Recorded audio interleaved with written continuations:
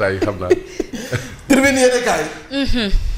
daal di ñëw ci li ñu doon waxtaanee sànq usine de traitement de l'eau de mer. waay Samba lii de bu nekk. boo fa dëgg neex yàlla Sénégal dañ ngay gis capital ba ndoxum robinet bi doo ko naan. ci Sénégal.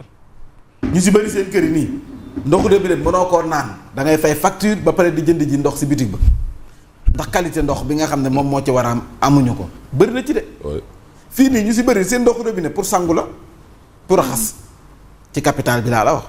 léegi bu fekkee lii nag mën nañu teggi lool waa baax na amul problème bu fekkee lii mën nañu jox ndox mu am qualité bu baax nga xam ne léegi dootoo jëndati ndox ci bitig yi waaw léegi baax na yàlla baax na mais nag nee nañ les négociations une rupture inutile avec les Saoudiens pour renégocier presque à l'identique ce qu'on avait d'abord rejeté avec fracas li dafay firnde ne li président Macky Sall bàyyoon ñoom dañ bëggoon ñëw rek buux yëpp waaye bi ñu toogee ba jël seen temps ba rucciwaat dossier ci table yi teg bu ñu nekk ñi ngi xool ñu naan ndekete bii baax na de ndekete bii bu ci doolee lii dina baax de salaamaaleykum nga bëgg ne da ngay tuur lépp mënoo tuur lépp négal ba toog ba am assise nga dénn dossier yi benn par benn waaye fëgg sa dënn dañuy renégocier Diomaye war ne ko nag bu ñuy renégocier ak dégloo rek ak dal ci suuf dañ koy lijjantee mi ngi nii renégociation si qui a été gagné ne justifiait donc ni la rupture spectaculaire ni les postures de souverainisme agitées ce n'est pas l'eau qui a coûté cher c'est l'improvisation tribune yéene kaay ne dikkaat na ci li nga xam ne moom mooy ni ñu ko daggee ba mu neex leen jékki-jékki xëccaat ko ne dañuy renégocier daanaka loolu amul genn njariñ tribune yéene kaay ñëw ci Assane Diouf démb la doon layoo taxaw ci kanamu àttekat bi en tout cas procureur la muy sàkk moo di ñaari at yu nga xam ne benn weer bi juróom benn weer si lay tëdd verdict bi nag ñu ngi koy xaar juróom ñaari fan ci weer u ngir yàlla le set bu ne nekk fi naan dañ koy daaxaat dañ koy renvoyer grève bi il faut le libérer. yàgg na fa dañ fa yàgg Bachir Fofana yàgg na fa Moustapha Diakhaté ña nga fa Abdou Nguer wax dëgg yàlla kii Badara Gadiaga da ngeen leen war a bàyyi fu ñu jëm bàyyi leen jàmm ñooñu xam ne boo leen génnee fu ñu jëm dañoo mën a daw génn réew heure boo leen soxlaa oo leen ñu ñëw nañ waxante dëgg yéene kaay bi dikk na ci ay kilifa foofu bàyyi leen ay kilifa ñu ñibbi mooy lii moo tax ñu ne moom Diégui Diop nee na les bagarres de Borne-Fontaine étouffées entre le PM et le président sont à l'origine de la souffrance des Sénégalais maanaam réeroo gi nga xam ne ñu ngi koy jéem a nëbb di ko jéem a nëppal si diggante Ousmane Sonko ak njiitu réew mi président Bassirou Diomaye Faye nee na lii nag moo sonal Sénégalais yi ndax ñaar ñi nga xam ne ñoom lañ wax na ñooy sauveurs yi ñooy solution bi bu ñu déggoowul yaakaar naa ne solution du mën a am du samay kàddu nag Diégui Diop moom moo ko xam ne ci yéen kaay tribune radiation de Juan Branco du barreau de Paris. L'opposition sénégalaise de France exige des comptes devant le tribunal yéen kaay bi daan na siy dikk kon moom ba léegi mu ngi lijjanti ay dossier mën nañu ko dugalaat ba léegi. Radiation de Juan Branco au barreau de Paris. kon moom lu muy jaabante fii yëpp dañu ko radier. c'est une nouvelle satisfaisante. li mu doon doxantu assemblée nationale yëpp kon dañ ko radier. mujjee na ko waxoon naa leen ko fii. am na benn hôtel bu ñu daje maax moom daal may ne nii rek seen ko. mais je vous avais dit qu'il était radié au barreau de Paris je vous l'avais dit. il était suspendu à l'époque. na ñëw moo tali na dem ci la dugg tigi mu moo tali formation. cabinet bu monsieur le ministre Sidiki Kaba moom mi waxoon ne de la fanfare naan Sénégal populisme rek fii. mu ñëw ñu def ko star nag def ko malaaka. def ko star bi fëyi rek balaa may dee rek ku bëgg nag doon star rek foog nga ñëw Sénégal. jaaxal nous sommes des teraanga bi la rek créateurs de stars. teraanga bi la rek. à l'échelle internationale mais non dafa doy. Tricherie au centre d'examen Modou Awa Balla de Louga 18 candidats au BFM interpellés pour détention de corrigé en tout cas sunu doom bi nag ñu ngi ci instant bi def naa tey mooy dernier jour bi ndeysaan am naa si ñaari doom yi def macha allah waaw ayay macha allah yal na leen ko yàlla may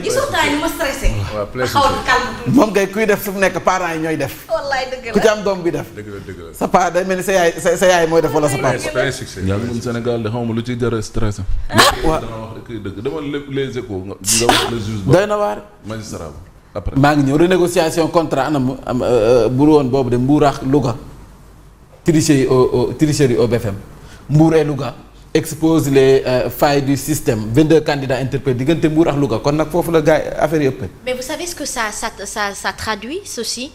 C'est que même les enfants. waaw dootuñu espoir. Parce que quand l'enfant se bat, il étudie à l'école et qu'il y a une stabilité, ça crée de l'espoir. L'espoir crée de la confiance en soi. C'est-à-dire que les enfants n'étudient plus, n'ont plus confiance en eux, ils trichent. maa la waxati na de. Asma xale yi dañoo yeb li yàgg na de tricher yàgg na de. mais xale mais nii ci rythme bi. Asma tu cautionnes la tricherie. non je ne cautionne pas la tricherie mais je vous explique aujourd'hui. Asma lii moom yàgg na de. warul mën a am benn raison. amul benn raison mais il y a pas de raison ah. booy je suis defoon ci TikTok d'accord. xale yi demoon ci TikTok bi topp làmb jaar. yow yéex a jóg yow yéex a jóg. mais moi je remarquais que avant à notre époque il y avait de l'espoir. Tu avais l'espoir de devenir un grand monsieur, de devenir un juge, un magistrat, de devenir un ministre. waaw système bi quoi waaw espoir quoi. merci foofu laay wax léegi xale bi bu amatul repère ci li mu war a doon ëllëg. waaw moom na am rek. waaw na am rek boobu mooy indi mu tricher. nu mu amee baax na quoi. nu mu amee baax na. waaw c'est ça en fait. man de sama mag jaay na vidéo boo xam ne fas bu ñu rey la ca àll ba de jël yàpp wi yóbbu de waaye lekku leen ndawalu fas papis loo may envoyé heure bi nii maa bàyyi ndawal léegi nag maa bàyyi ndawal. ndawalu fas man bàyyi naa ndawal. bàyyi ndawal jot na. yàlla baax na di doon man dama gis ndawalu fas bi ci mbeddem ñu dogot ko de Mohamed Sow ñu gën koo xam ci Malaw waxati na Malaw bu Nioro président conseil départemental bi ne Sonko est 3e position derrière El Malick et Diomaye lii nag moom Sonko bu fekkee nii position bi la nekk jar na wax nag jar na xuloo de waaw garaawul. jar na xuloo de garaawul. 3e position ku su dee Ousmane Sonko mu sell mi garaawul. mu sell mi porté projet bi le chiffre 3 c'est un chiffre. nga bëgg ko yóbbu ci ginnaaw El Malick loolu la yàlla dogal na. loolu yàlla dogal waaw.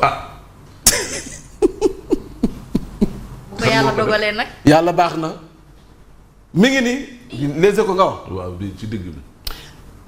ah kon tampi moom mi dañ ko tampi arrêté hier ah moom tampi moom lu ko moom tampi moom tampaani di ah c'est un prénom soldé. Tampani mos. tampaani itam doy na waa tamit un nag prénom soldé.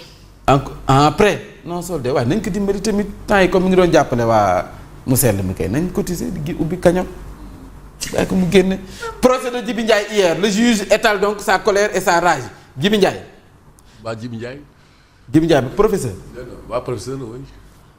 s'il vous plaît respectez-nous nous consentons donc beaucoup d'efforts pour vous ignorez ce que nous magistrats et procureurs que vous avez attaqués endurons pour la stabilité du pays fëgg nañ ci table ji mon diplôme de magistrat m'a été remis par Abdou Diouf et il n'est plus là il faut laisser tranquille les procureurs après lui vous allez donc vous attaquer à nous les magistrats waa ñii ku leen njëkk attaqué xanaa ñoom kii lañ ngeen baalal ma rek nag ngeen baalal ma rek kii moo taxaw seen kanam.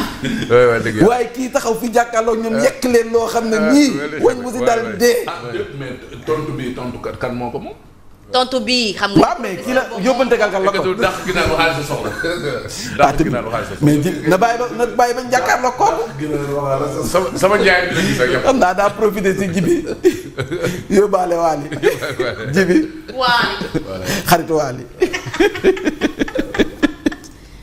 danaa kaan jibi waxal ma xaritu waali nan bàyyi magistrat yi mer na nag de ay ñoom mer nañ de parce que lii mu wax nii jibi moom ko ni jibi moom ko de il faut laisser tranquille les procureurs après lui vous allez donc vous attaquer à nous les magistrats te dootuñu ko nangu yàlla baax na ne ko son appel n'est pas tombé dans l'oreille d'un sourd espérons dégg nañ ko dafa bëggoon ko dégg nañ ko. waa waa ji du génnaat tamit dalaat ci magistrat yi baa du génnaat dalaat ci ñoom on ne peut pas ouvrir des fronts avec tout. moom defi moom daal moom bul def lay bay en relief na Diomaye Sonko l'inévitable divorce point d'interrogation lu mënta ñàkk la en tout cas laaj la rek bu mu samp moom it Diomaye balise la voie refondation de l'université sénégalaise démb lañ doon amal li nga xam ne mooy lancement bi jëm ci li ñu bëgg soppi ci wàllum jàng ndax ministre bi ñu dénk wàllum jàngam kawam di Abdourahmane Diouf Diomaye balise la voie nee na le président Faye veut une université tournée vers les sciences contemporaines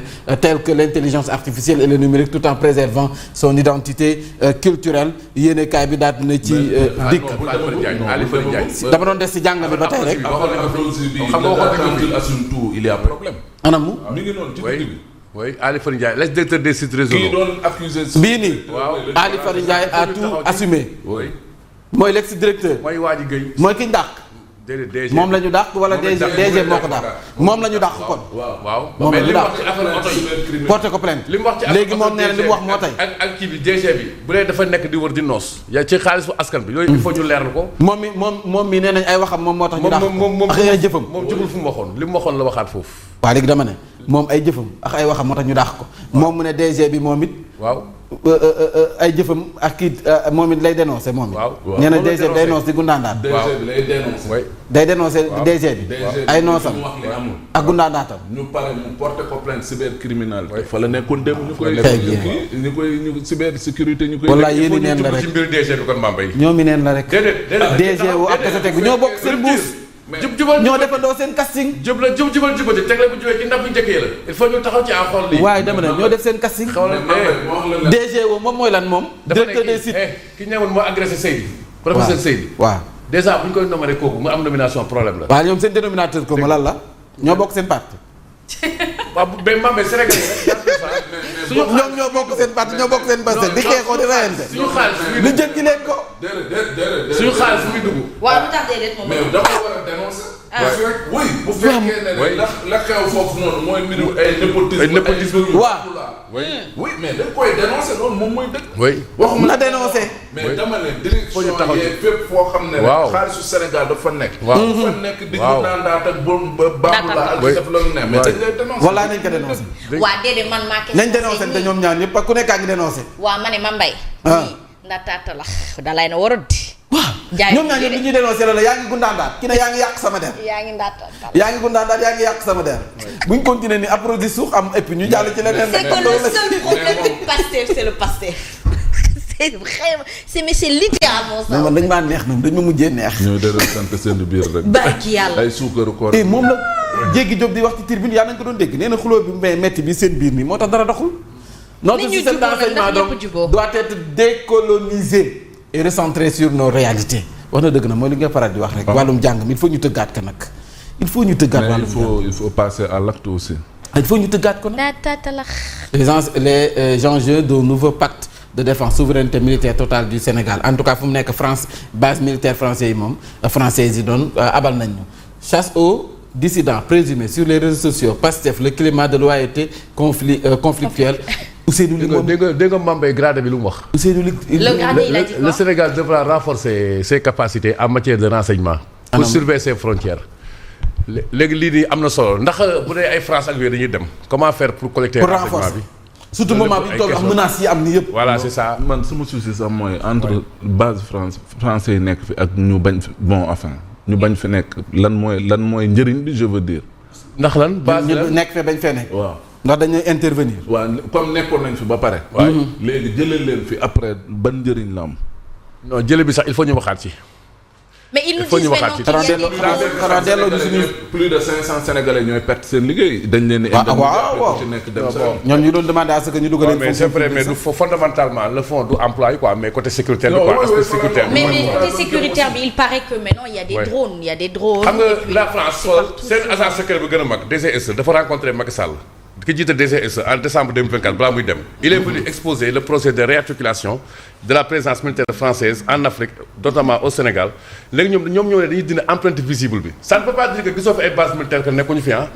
c'est ça oui. La sécurité la plus décisive elle est surtout invisible parfois. c'est vrai léegi après moo tax question de fond la boo xam ne dina ci ñëwaat.